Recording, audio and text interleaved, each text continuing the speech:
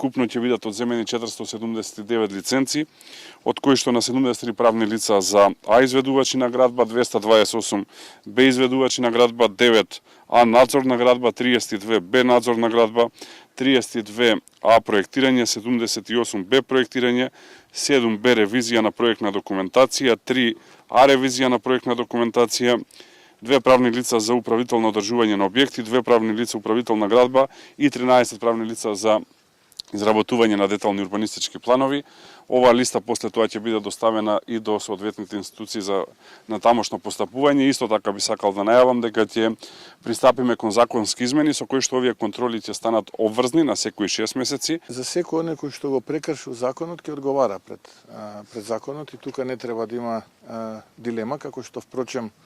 видовте во првите 3 дена 34 лица, од тоа што сум информиран, акцијата на Министерството за внатрешни работи продолжува и понатаму. Така што граѓаните треба да бидат спокојни, правдата доаѓа. За разлика од принципот како до сега, овој пат правдата доаѓа и правдата ќе се случи без разлика дали лицето е дел од некоја политичка структура или не е дел од некоја политичка структура. А нормално, кога зборуваме за мораториум, зборуваме за еден временски период кој што ќе им биде даден на собствениците да ги отстранат недостатоците или пак